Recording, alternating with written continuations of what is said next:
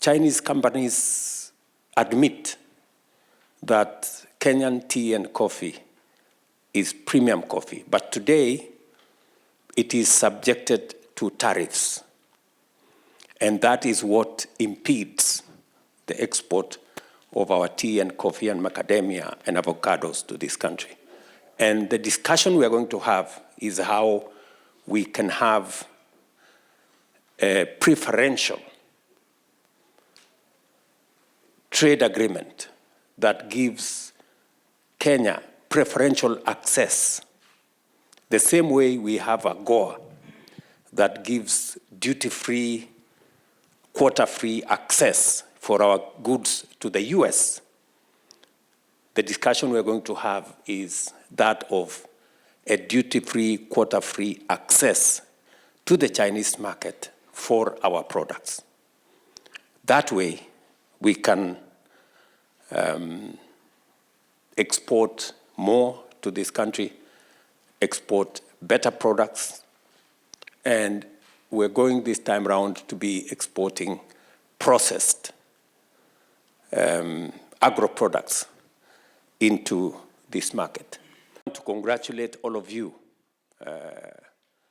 whether you're students or professionals or business people, for daring abroad and doing what you're doing in China, either sharpening your skills in schools, colleges, and universities, or you are deploying your knowledge and expertise in the professional space here in China, or those of you who are doing business. And when I ran for president, I did commit that I will have a diaspora department that will, whose business it will be to manage the affairs of Kenyans in diaspora, to respond to their issues, and to serve them so that we can better leverage on the expertise, the knowledge, the efforts of people in diaspora to drive the development of our country. I'm very happy with what Roslyn Jogu, my PS for Diaspora Affairs, working under PCS here, and him and his team with Isaiah here, and all the other members of that team will continuously work with the embassy staff to see to it that Kenyans in the diaspora are served as best as we can, just the same way we work for the rest of Kenyans at home. The honest issue we have, I've been here for 15 years, and I can tell you is the most important question. To designate Kenyan workers coming to China, the biggest job here in China is teaching English. Kenyans here, they're very good teachers of English, and I'm a lecturer. I teach world history in an international high school. Kenyans can be able to teach English in this country, not only one, not two, but in drones, 100,000. Just last year, we had 672 billion Kenyan shilling remittances from Kenyans in diaspora. Early this month, the DTWG team led by Dan Mokile, which I'm a member, met with the Prime Cabinet Secretary. They had a diaspora going on. Congratulations. PS Roslyn Jogu was there. She's done an incredible good job. She's assisted us a lot, and we are happy. First of all, let's congratulate the President. Mr. President is the first person to give us a diaspora department. We've waited for a very long time, from the Kibaki administration to Uhuru administration, and when you came into power, Mr. President, asante sana, you gave us the diaspora department. Now to the question. We would like Kenya to be designated as an English-speaking country. And why this is very important, because once you designate Kenya, Even South Africans, they don't speak good English like we speak. Once you designate Kenya as an English-speaking country, in your bilateral talks with Xi Jinping, we can be able to get work permits to work in China. That's how it goes. Designation, and then number 2, work permits. Once we get work permits, this one's going to have a lot of teachers in Kenya coming to work here, and you don't need to be a teacher to come and work in China. You can come and work in China. Then the business people, once the work permits are out, the business people can be able to have visa reciprocity. Because workers can be able to get working visas, even the business people can be able to get those 2 years visas. The students, I don't know if the student is here. Is there a student leader? The students who are in China cannot work in China. The same part will make the students also be given the permission at least to work and not depend on their parents back home. So, Mr. President, this is the most important thing. As far as Kenyans in China are concerned, this is the most important.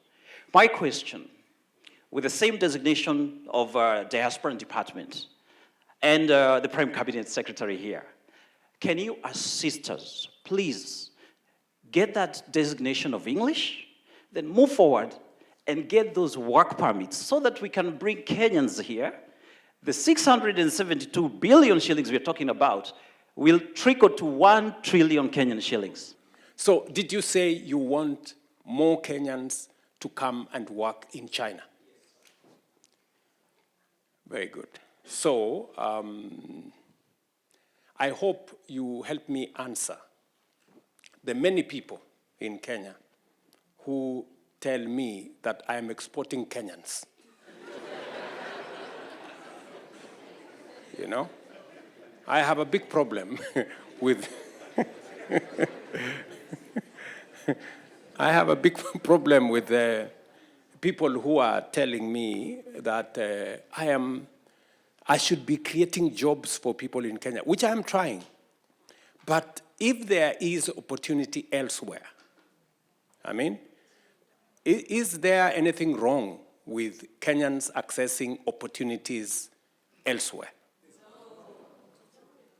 I hope some people are listening to this so that the people in Kenya who are fighting me and telling me I'm exporting people, they should understand that we are in a world that is a global village. And we should explore opportunities everywhere. And I am very proud of the Kenyans who have taken up the opportunities that are available, that are available globally. And it is the reason why I set up the Diaspora State Department. So already it is in my radar, and CS for PCS and CS for Diaspora and Foreign Affairs, together with Roslyn Jogu, my PS for Diaspora, are seized with that matter. We have signed several bilateral labor agreements that provide the framework you're looking for. It is our intention to pursue the same bilateral labor agreement that will also provide for Kenya being designated as an English-speaking country. In any case, Kenyans speak the best English than in any other country in Africa. And that is the correct position. So you're spot on, and you have given me an assignment, and I intend to report back shortly. I made the decision that we are going to change the regulations and the law governing savings in Kenya. Why? Because investment is a function of savings. You cannot invest if you don't have any savings. You have nothing to invest. And just for your information, China,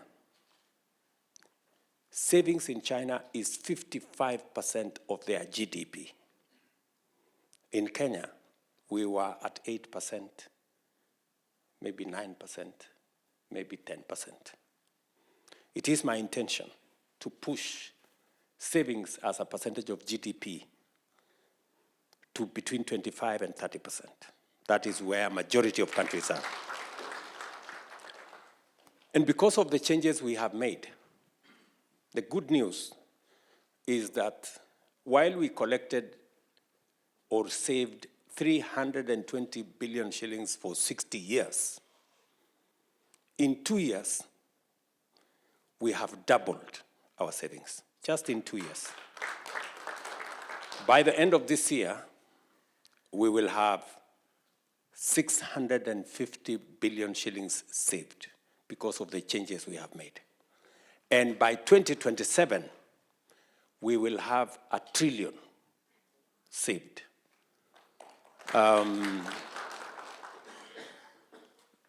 That is why I am not very popular with people who don't want to save. But for the people who want to save, they know what difference that is making. And that is how we are going to stop borrowing from other countries. We will be borrowing from our own savings to finance our own development.